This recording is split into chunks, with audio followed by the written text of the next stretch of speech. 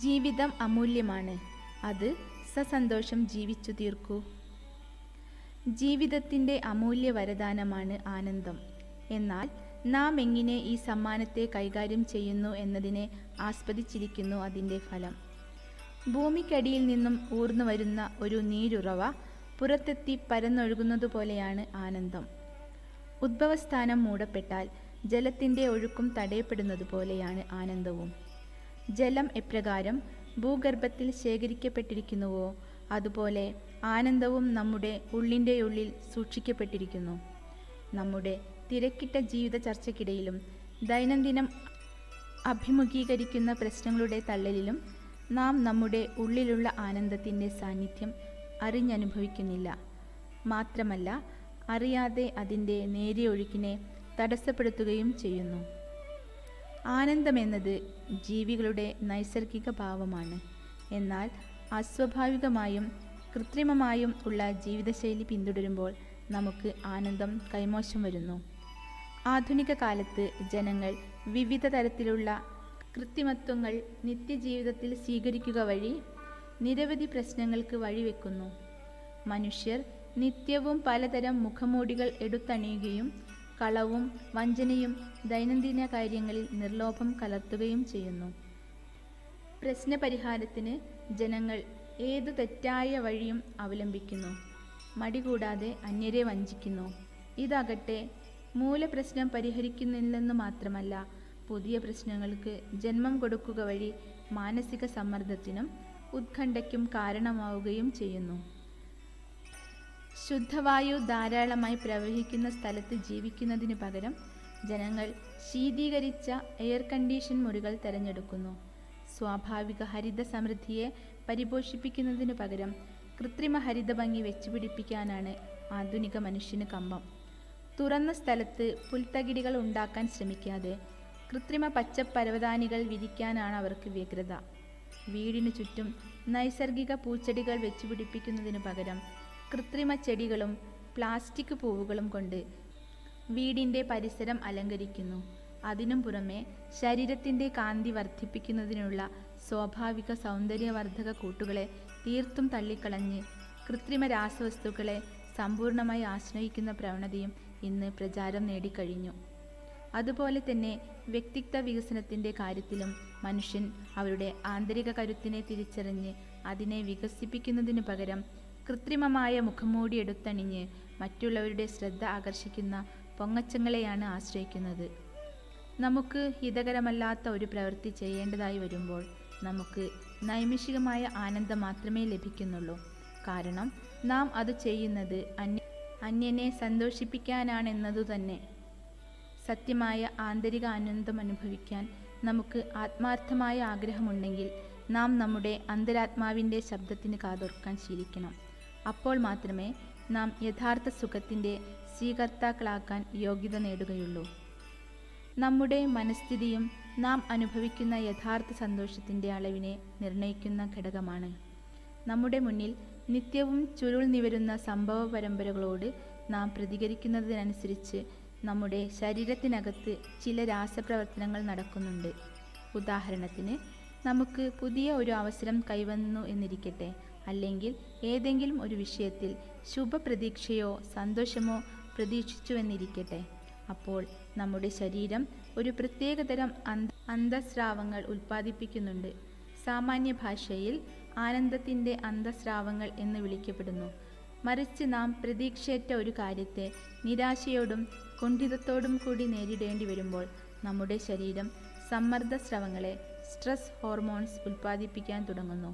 അതിനാൽ സംഭവങ്ങളോടും ചുറ്റുപാടുകളോടും ലക്ഷ്യങ്ങളോടുമുള്ള നമ്മുടെ മനോഭാവം ക്രമീകരിക്കുക വഴി നമുക്ക് നമ്മുടെ ആനന്ദാനുഭവം വർദ്ധിപ്പിക്കാം. ഒരാൾ ദിവസവും അരമണിക്കൂറെങ്കിലും പ്രകൃതിയുമായി ഇടപഴകിയാൽ ദിവസം മുഴുവനും അയാളുടെ മനസ്സ് ശാന്തമായി ആനന്ദം അനുഭവിക്കുമെന്ന് കണ്ടെത്തിയിട്ടുണ്ട്. പ്രകൃതി രമണീയമായ സ്ഥലത്തു കൂടിയുള്ള നടത്തം ശാരീരികവും മാനസികവുമായ ആരോഗ്യം വർദ്ധിപ്പിക്കുന്നു. അതുപോലെ തന്നെ നന്നായി വിയർക്കുന്ന ശാരീരിക അധ്വാനം നമ്മുടെ ആത്മസംതൃപ്തിയെയും ആനന്ദത്തെയും വർദ്ധിപ്പിക്കുന്നതായി കണ്ടെത്തിയിട്ടുണ്ട്. ശാരീരിക അധ്വാനം ചെയ്യുമ്പോൾ നമ്മുടെ ശരീരം വിയർപ്പിനോടൊപ്പം ചില പ്രത്യേക തന്മാത്ര ആൻറ്റിബോഡികളെയും പുറത്തുവിടുന്നുണ്ട്. ഈ തന്മാത്രകൾ രോഗങ്ങളോട് പൊരുതാൻ കഴിവുള്ള മാംസ്യകണികകൾ പ്രോട്ടീനുകളാണ്. ഇതോടൊപ്പം ശരീരം എൻഡോമോർഫിൻ എന്ന രാസവസ്തുവും പുറത്തുവിടുന്നു. ഇത് നമ്മുടെ വികാരങ്ങളെ തുലനാവസ്ഥയിൽ നിലനിർത്തുന്നു.